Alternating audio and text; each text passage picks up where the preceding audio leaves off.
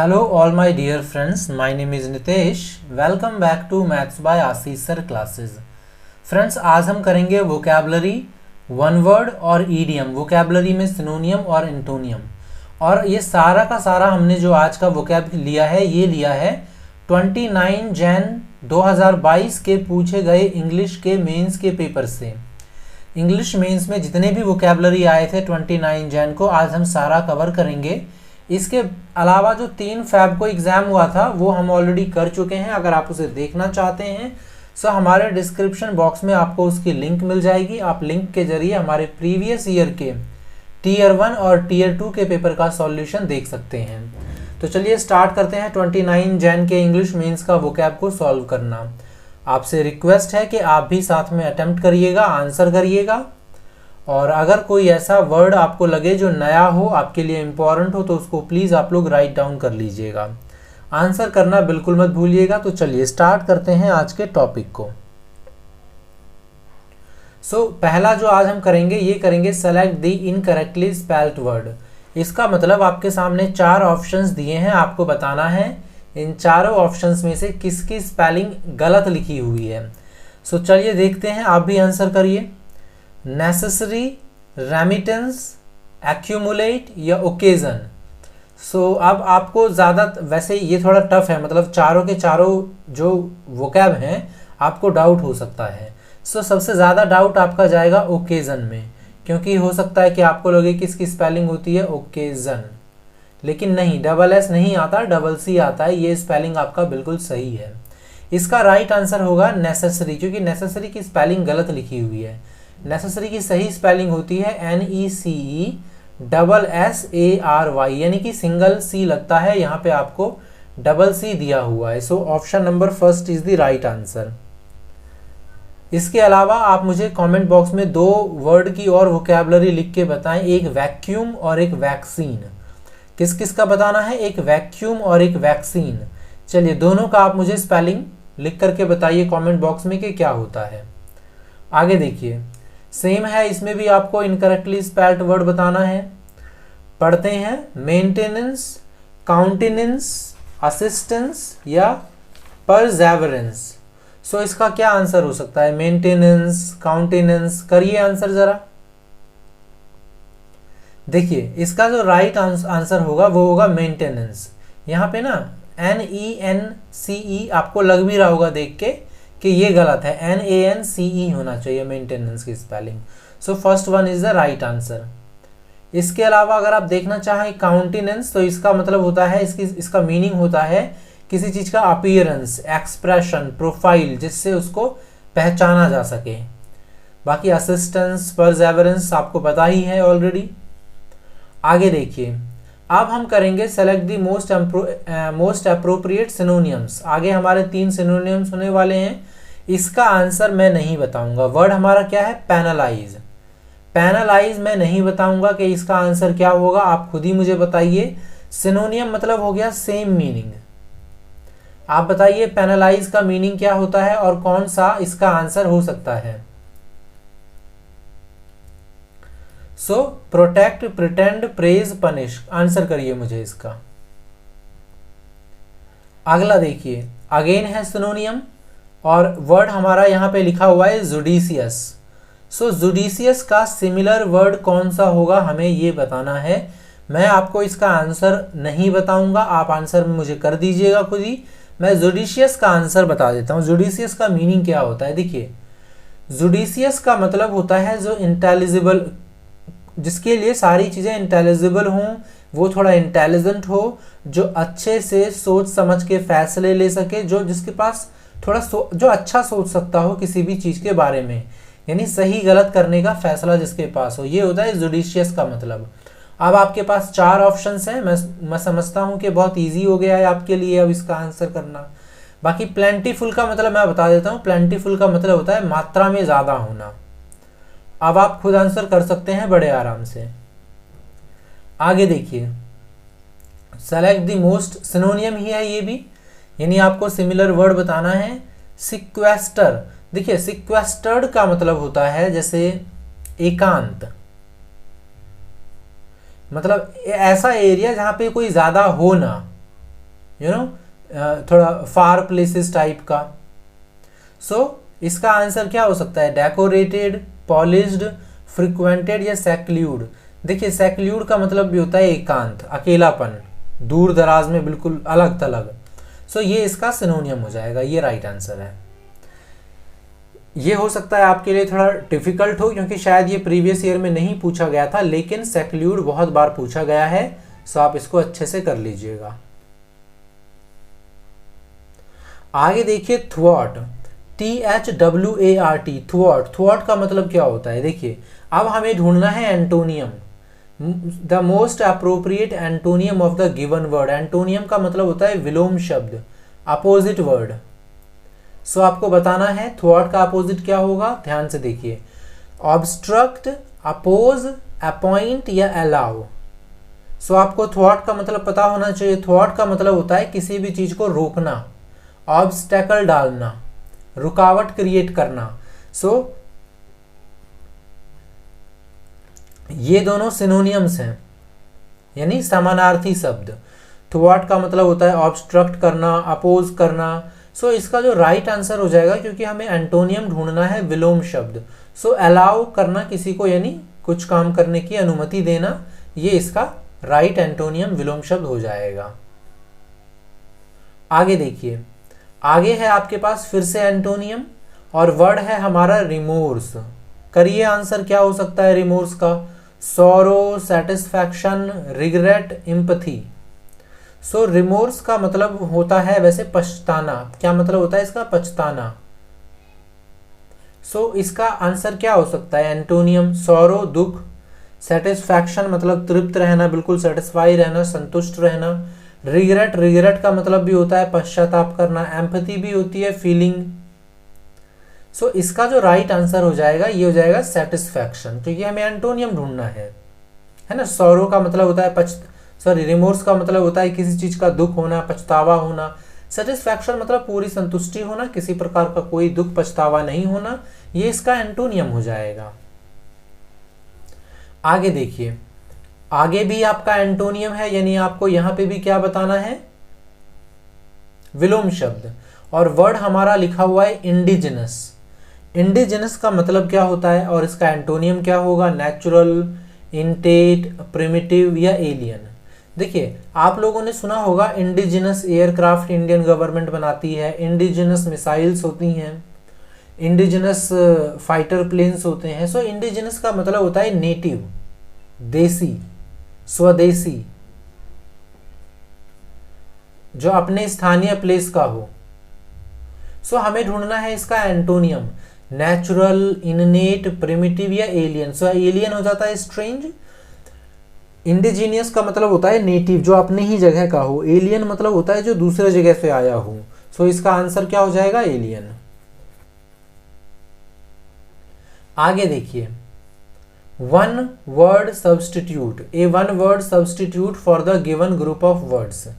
सो हमें बताना है वन वर्ड सब्स्टिट्यूशन, यानी पूरे सेंटेंस का एक वर्ड में हमें आंसर करना है। तो पढ़ते हैं इसको। Only on the surface of something. मैं चाहूंगा कि इन चार ऑप्शंस में से आप मुझे आंसर करें, क्योंकि ये स्लाइटली डिफिकल्ट हो सकता है शायद आपके लिए। तो चलिए ट्राई करिए। Only on the surface of something. Surface of something का मतलब होता है ऑन द सरफेस, मतलब सरफेस पे होना। सो इसका आंसर क्या होगा? सुपरलेटिव। सुपरलेटिव डिग्री होता है जैसे जो बिल्कुल अटमोस्ट चीजों को दिखाता है।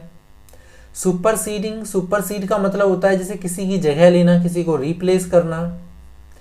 सुपरसीलियस मतलब होता है घमंडी, हॉटी।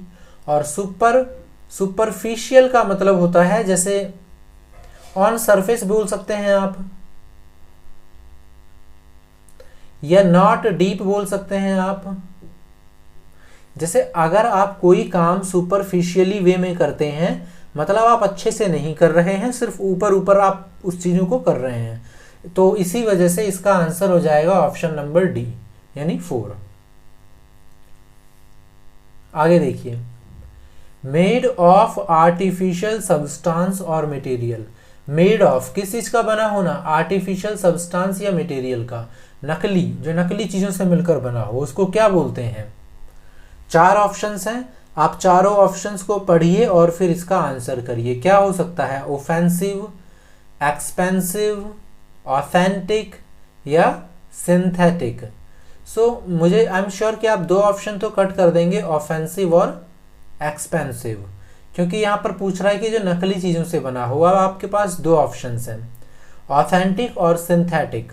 सो ऑथेंटिक का मतलब होता है रियल और सिंथेटिक का मतलब होता है आर्टिफिशियल।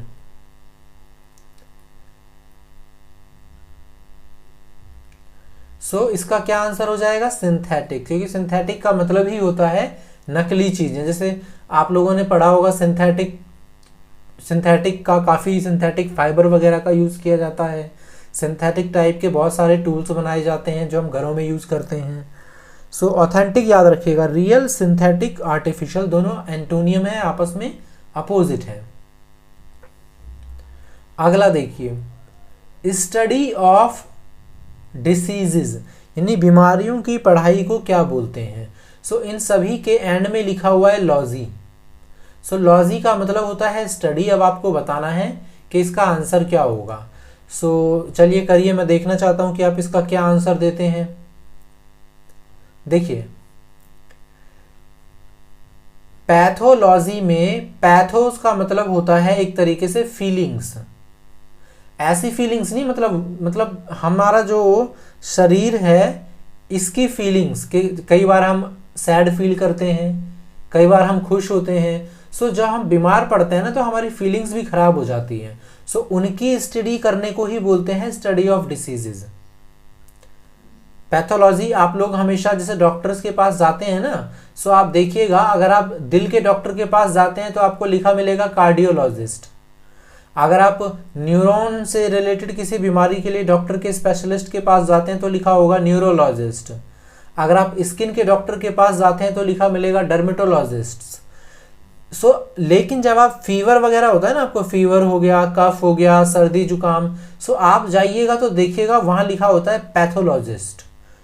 ठीक है, सो पैथोलॉजी मतलब होता है डिसीजेस की पढ़ाई करना, और पैथोलॉजी का मतलब, एटिमोलॉजी मतलब होता है वर्ड्स की स्टडी करना। ये भी बहुत इंपॉर्टेंट है, ये भी एग्जाम में कई बार पूछा जा चुका है। आगे चलते हैं।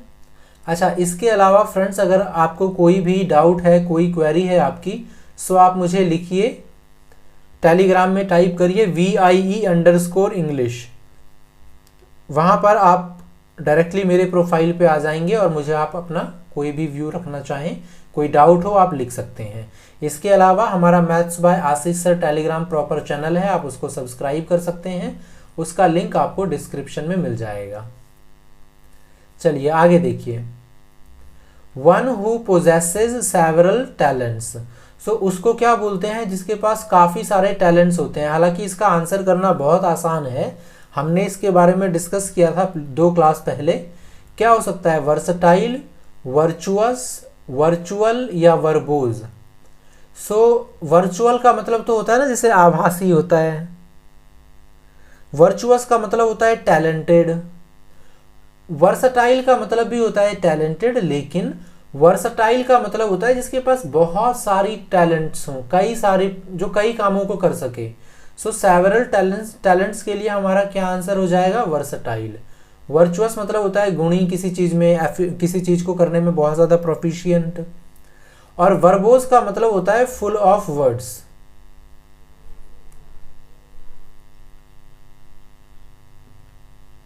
यह शब्दों से रिलेटेड है, रिलेटेड टू वर्ड्स। आगे देखिए, an entertainer who performs difficult physical feats, यानी उस एंटरटेनर को क्या कहते हैं जो परफॉर्म करता है difficult physical feats. Physical feats की बात की जा रही है, क्या बोलते हैं उसको? आर्टिशन, आर्चर, एक्रोबेट या आर्टिस्ट। आसान हो गया होगा आपके लिए आंसर करना। आर्टिस्ट तो मतलब होता है जो कोई भी आर्ट को परफॉर्म करता है। आर्टिसन होता है ये भी आर्ट, किसी पर्टिकुलर फील्ड में आर्ट का काम करता है। जैसे आर्टिस्ट तो हो गया, सिंगर वगैरह भी हो सकता है। आर्टिसन बेसिकली जो जैसे हैंडीक्राफ्ट वगैरह बनाते हैं ना, उसको भी बेसिकली बोलते हैं। और आर्चर मतलब हो गया धनुर्धर। सो एक्रोबेट मतलब जैसे मैं अगर आपको हिंदी में बताऊं तो बोलते हैं ना कलामंडी दिखाना, कलाबाजी दिखाना, जो फिजिकल फीट्स करता है डिफिकल्ट, सो उसको बोलते हैं एक्रोबेट। सो थर्ड इसका राइट आंसर है। आगे देखिए, strong dislike between two persons. Dislike मतलब हो गया एक तरीके से नफरत होना दो लोगों के बीच, उसको क्या बोलते हैं? एंटीपैथी, राइवलरी, एडोरेशन या टॉलरेंस। सो क्या करेंगे आप इसका आंसर? आप इसका आंसर कर देंगे राइवलरी, राइट। सो ये आपका गलत हो जाएगा। राइवलरी का क्या मतलब होता है? राइवलरी का मतलब होता है जैसे कि राइवल मतलब होता है प्रतिद्वंदी, किसी से प्रतिद्वंदी कंपटीशन वगैरह कर रहा हो या किसी चीज में चैलेंज क्रिएट कर रहा हो। लेकिन यहां पर पूछा गया है कि अगर दो लोगों के बीच स्ट्रॉन्ग डिसलाइक होगी। देखिए अभी हमने पैथी का बात किया था जिसका मतलब होता है फीलिंग, और एंटी का मतलब होता है अपोजिट। सो एंटीपैथी का मतलब होता है ऐसे लोग जिनके बीच की जो फीलिंग्स हो वो विरोधाभास हो, एक दूसरे के अपोजिट फीलिंग्स रखते हो, उसको बोलते हैं एंटीपैथी। ये नेगेटिव सेंस में होता है। राइवलरी तो मतलब जैसे एक बोलता ना हेल्दी कंपटीशन, राइवलरी उस सेंस में भी आप निकाल सकते हैं, लेकिन एंटीपैथी उस सेंस में नहीं निकाल सकते। ये इसका आंसर होता है। एडोर का मतलब होता है किसी को लाइक करना या किसी चीज को थोड़ा रिस्पेक्ट करना। सो एडोरेशन भी वही है आपका, लाइक करना या रिस्पेक्ट शो करना। अगला देखिए, a decision on which one can not go back. ऐसा डिसीजन जिसमें कभी भी कोई वापस नहीं जा सकता। एक ऐसा डिसीजन ले लिया, जैसे अभी अभी वॉर चल रहा है बिटवीन रशिया एंड यूक्रेन, अगर एक न्यूक्लियर गिरा दिया, सो ये अब यहां से फिर पीछे वापस नहीं जाया जा सकता। जो डैमेज हो गया अब नहीं कुछ कर सकते आप। सो ऐसा कोई डिसीजन जो आपने ले लिया बट आप उसको रिवर्ट नहीं कर सकते, रिवर्स नहीं कर सकते, सो उसको क्या बोलते हैं? अब आपको ऑप्शन देख करके बताना है। ये चारों बहुत ज़्यादा इंपॉर्टेंट है। देखिए, इनकरेजिबल का मतलब होता है जो कभी सही नहीं होता, जो कभी सही काम ना करे, इनकरेजिबल। इनक्रेडिबल पता ही है, अविश्वसनीय। इम्प्रोबेबल होता है अनलाइक टू हैपन, मतलब जो शायद होने की संभावना जिसकी ना हो, उसको बोलते हैं इम्प्रोबेबल। ये सारे ही आपके वन वर्ड में बहुत ज़्यादा रिपीट होते हैं। रिवोक करने का मतलब होता है किसी चीज को रद्द करना। आपने पढ़ा होगा वर्ड रिवोक। रिवोक मतलब रद्द करना। सो अगर उसके पहले IR लगा देंगे तो इररेवोकेबल का मतलब हो जाता है जिसको आप रद्द नहीं कर सकते, जिसको आप वापस नहीं ले सकते। तो ये इसका राइट आंसर है। आगे देखिए, central character in a story और प्ले। किसी भी स्टोरी या प्ले में सेंट्रल कैरेक्टर किसको बोला जाता है? सेंट्रल कैरेक्टर, अगर मैं कोई भी मूवी का नाम लूं, आपसे पूछूं सेंट्रल कैरेक्टर कौन था, सो आप किसका नाम लेंगे? आप हीरो का नाम लेंगे, है ना, या विलन का नाम लेंगे। सो बेसिकली हीरो का ही होता है सेंट्रल कैरेक्टर। सो कौन सा इसका ऑप्शन हो सकता है? सो इसका राइट आंसर हो जाएगा प्रोटैगोनिस्ट। प्रोटैगोनिस्ट का मतलब होता है बेसिकली किसी भी नाटक या स्टोरी का नायक। विलन को क्या बोलते हैं? देखिए, विलन को बोलते हैं एंटागोनिस्ट। एंटागोनिस्ट मतलब होता है विरोधी, विलन बेसिकली आप मान सकते हैं। आगे देखिए, ए वन वर्ड सब्स्टिट्यूट। अच्छा, इसमें भी वन वर्ड बताना है। क्या लिखा हुआ है हमारा sentence? A long wooden seat with a back for people to sit on in a church। एक लॉन्ग वुडन सीट, इस तरीके का लंबा चेयर। मेरी ड्राइंग इतनी अच्छी नहीं है पर चलिए छोड़िए। सीट विद ए बैक, जिसमें बैक भी हो, for people to sit on in a church.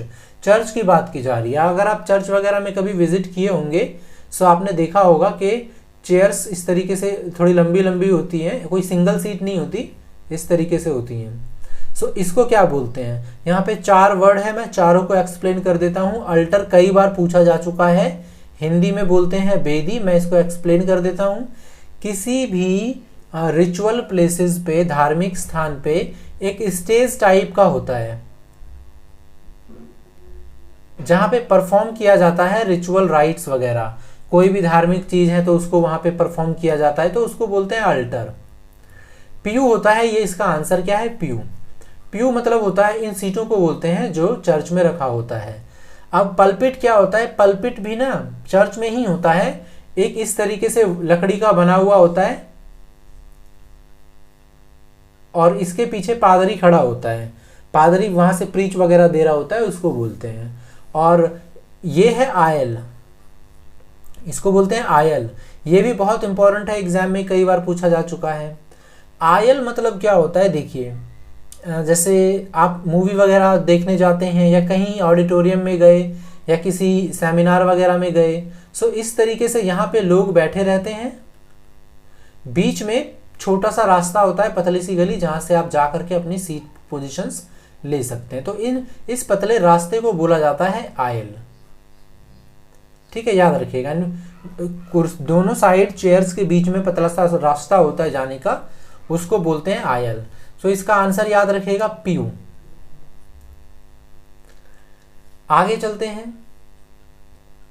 No longer in use, I think ये सबसे ज्यादा इजी था इस सेट में, क्योंकि ये बहुत पहले से पूछा जाता है और बार बार रिपीट किया जाता है। नो लॉन्गर इन यूज, जो अब और जिसका यूज ना कर रहे हूं उसको क्या बोलते हैं, ऑब्सोलीट, ऑब्सक्योर, ऑब्सक्योर या ओरिजिनल या ओरिएंटल। सो इसका आंसर है ऑब्सोलीट, मतलब होता है पुराना। ये सबको पता होगा आप में से। हालांकि यहाँ पे दो वर्ड है मैं जिसको एक्सप्लेन करना चाहूंगा, एक है ओरिएंटल,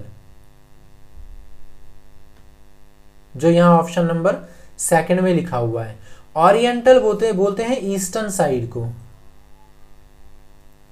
ईस्टर्न साइड का मतलब हो गया पश्चिमी, पूर्वी कोई चीज हो गई, चाहे पूर्वी देश हो या पूर्व से रिलेटेड कोई चीज हो। और इसका एक एंटोनियम, या फिर एंटोनियम क्या, मैं एक और वर्ड बताता हूं, ये भी एग्जाम में कई बार पूछा जाता है, ऑक्सीडेंटल। जैसे ओरिएंटल ईस्टर्न से रिलेटेड है, ऑक्सीडेंटल वेस्टर्न साइड से रिलेटेड है। चाहे पश्चिमी देश हो, पश्चिमी कल्चर हो, कोई भी चीज जो वेस्टर्न से रिलेटेड होती है उसको बताने के लिए आप ऑक्सीडेंटल यूज करते हैं, ईस्टर्न को बताने के लिए ओरिएंटल। और ये एग्जाम में बहुत ज्यादा पूछा जाता है।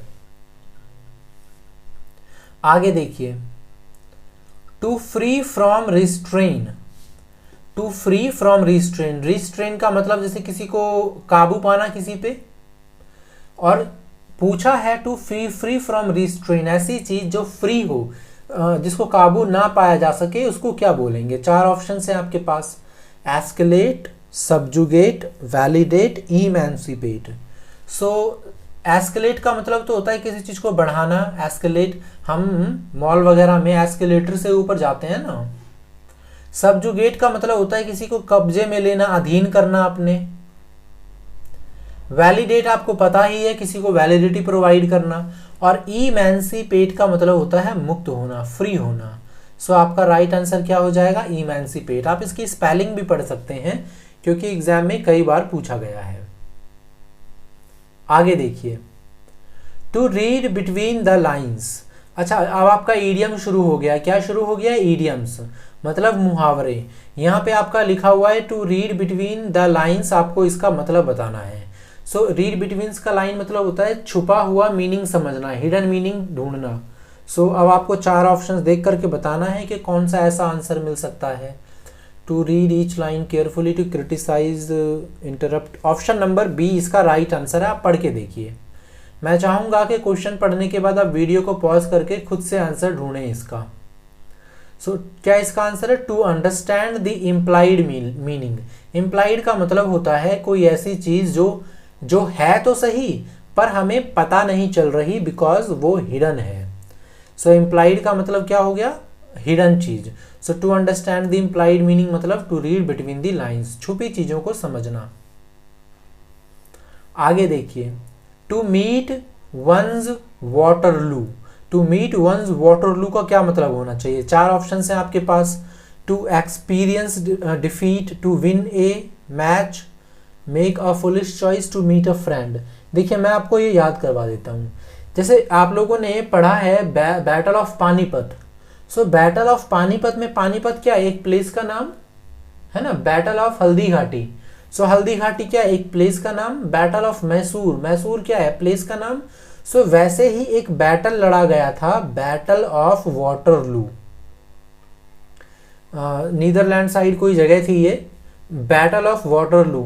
आप लोगों ने नेपोलियन का नाम सुना होगा। नेपोलियन का क्या होता है, वो बहुत बड़ा एक मतलब एक बड़ा सेनापति था। वो कोई जंग कभी हारा ही नहीं था, उसने जितने भी जंग लड़ी सब जीती थी। सो लेकिन क्या होता है कि वाटरलू, एक जब बैटल ऑफ वाटरलू लड़ी जा रही थी तो ऐसा माना जा रहा था कि वो जीत जाएगा, लेकिन जो अपोजिट में थी उन्होंने बहुत अच्छी ब्रेवरी दिखाई और नेपोलियन को हरा दिया, और ये इसकी पहली और फाइनल डिफीट थी। सो इसीलिए बोला, फाइनल डिफीट होने के कारण इसको बोला जाता है, अगर किसी को ये बताना चाहेंगे आप कि देखो आप तो फाइनली हार गए, आपने डिफीट एक्सेप्ट कर लिया, सो आप बोलते हैं you are meeting your Waterloo.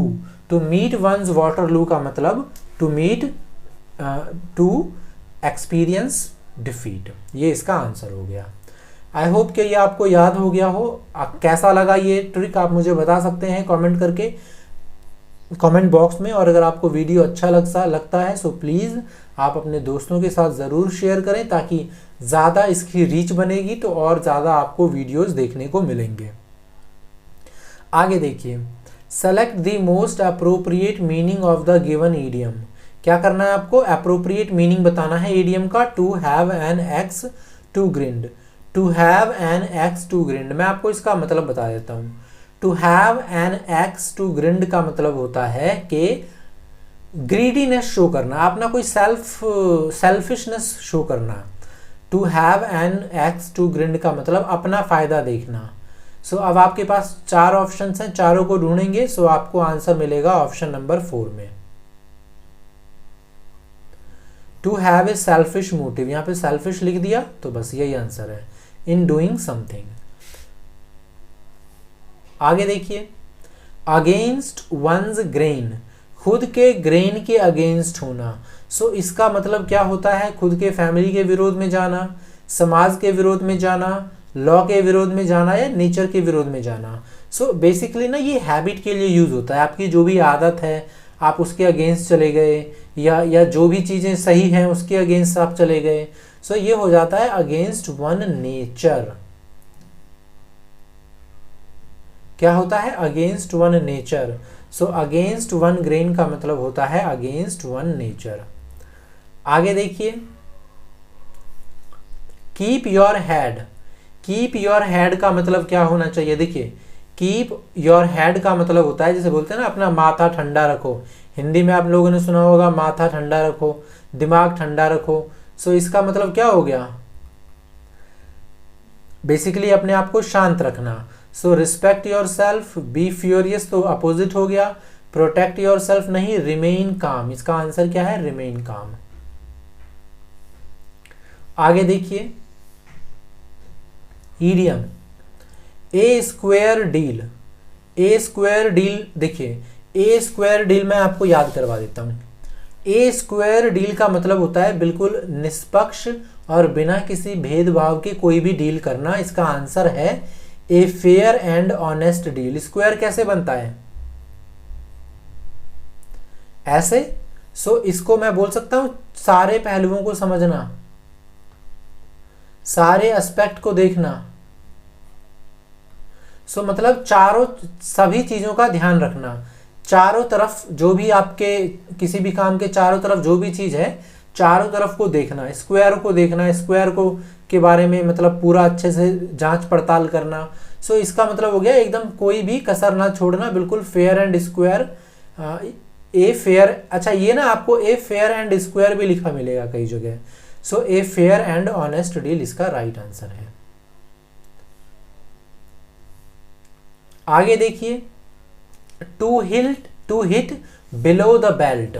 So to hit below the belt का क्या आंसर होगा, to attack after warning, to attack in unfair means, unfair manner, to hit off the mark, to hit someone boldly. So इसका right answer हो जाएगा to attack in an unfair manner. मैं आपको ये याद करवा देता हूँ। महाभारत में युद्ध होते थे जब गदा से, गदा होता है ना, गदा वेपन, जब इससे युद्ध होता था सो एक रूल, द्वंद्व युद्ध होता था दो लोगों के बीच, तो इसके बीच एक रूल होता था कि आप जांघों पे वार नहीं कर सकते, जो थाइज वगैरह होती है ना जांघों पर, वहां वार नहीं कर सकते, या जांग के आसपास वाले एरिया पे वार नहीं कर सकते। वो ना युद्ध के विपरीत, मतलब रूल्स के अगेंस्ट होता था। सो वहीं से आप याद रख लीजिएगा, to hit below the belt, belt के नीचे वाले हिस्से में मारना मतलब आप अनफेयर तरीके से काम को कर रहे हैं, क्योंकि वो रूल्स के अगेंस्ट है। अभी भी जो फाइट होती हैं उसमें भी ये रूल्स हैं, जो और WWE की बात नहीं कर रहा मैं, वो तो फेक फाइट है। जहां असली फाइट होती है, जहां लोगों को जान का खतरा होता है, वहां पर ये रूल है कि आप बिलो द बेल्ट हिट नहीं करेंगे। मैं वॉर की बात भी नहीं कर रहा, जैसे अभी वॉर वगैरह चल रही है, गेम्स वगैरह होते हैं ना, गेम्स में फाइट वगैरह होती हैं, ये जो रियल फाइट्स होती हैं UFC चैंपियनशिप्स, उनकी बात कर रहा हूं मैं। आगे देखिए, to rise like a phoenix, इसका मतलब क्या होता है? देखिए, अगर आप लोग मार्वल की मूवीज वगैरह देखते हैं सो आप लोगों ने फिनिक्स फोर्स के बारे में तो सुना ही होगा। फिनिक्स फोर्स एक चिड़िया की शेप में होती है, जिसके पास ऐसी पावर होती है जो रिजरेक्ट कर जाती है। रिजरेक्ट कर जाती है का मतलब उसको खत्म नहीं कर सकते आप, उसको थोड़ी देर के लिए आपको लगेगा, ये क्या होता है ना, चलिए इसको मतलब मैं बता देता हूं कि बार बार अपने पैरों पर फिर से खड़ा हो जाना, अपनी राख से भी जिंदा निकल जाना। और एक ग्रीक माइथोलॉजी में भी, शायद ग्रीक माइथोलॉजी ही है, वहां पे एक फिनिक्स नाम की बर्ड है, जब वो मर जाती है तो वो जल के मरती है, सो राख बन जाता है उसका, वो राख से फिर से जन्म लेती है और फिर से अपना जन्म ले लिया तो फिर से उसकी लाइफ वापस आ जाती है। सो फिनिक्स फोर्स भी ऐसे ही काम करता है, जिसके अंदर होता है वो मर जाएगा, फिर वो दोबारा रिजरेक्ट हो जाता है। सो इसका आंसर क्या हो गया? To emerge with a new life. आगे देखिए, to turn the corner, to turn the corner आप लोगों ने एक और पढ़ा होगा, टू टर्न द टेबल, ये भी पढ़ा होगा आप लोगों ने। टू टर्न द टेबल का मतलब क्या होता है? हिंदी में आप लोगों ने पढ़ा होगा पासा पलटना, है कि नहीं? पढ़ा ही है ना सभी ने, पासा पलटना। Turn the table, turn the corner मतलब सिचुएशन को बदल देना। ऐसी कोई सिचुएशन होगी जो बहुत ही क्रिटिकल होगी आपके लिए, आपके अगेंस्ट होगी, लेकिन आप अपने हीरोइक परफॉर्मेंस से उसको आप खत्म कर देते हैं। टू टर्न द कॉर्नर मतलब to pass the critical stage, ये आपका राइट आंसर है। सो फ्रेंड्स, ये था हमारा आज का वोकैब जो कि पूछा गया था 29 जैन 2022 को CGL मेंस टीयर 2 में। अगला जो हमारा लेक्चर होगा वो बेस्ड होगा पैराजम्बल्ड सेंटेंसेस पे। सो आप लोगों से रिक्वेस्ट है कि प्लीज़ अपने दोस्तों के साथ शेयर कर दीजिएगा, साथ ही में आप खुद भी लाइक कर दीजिएगा, सब्सक्राइब कर लीजिएगा। और आपको यहाँ पे इसी तरीके से इंग्लिश और मैथ से रिलेटेड बहुत अच्छी अच्छी क्लासेस मिलती रहती हैं। आप देख सकते हैं यहाँ पे कितने सारे क्लासेस आपको मिल रहे हैं। स्पेलिंग एरर प्रीवियस ईयर के हो गए या मैथ्स के हो गए, आप देखिए डिफरेंट टॉपिक्स हैं, ग्रामर है, क्लोज टेस्ट है। ये बहुत ज़्यादा हेल्पफुल होता है आपकी अपकमिंग SSC के एग्ज़ाम के लिए। सो आप लोग please don't forget to like and subscribe this channel. So चलिए आपसे मिलेंगे कल एक नए लेक्चर के साथ, तब तक के लिए जय हिंद, धन्यवाद।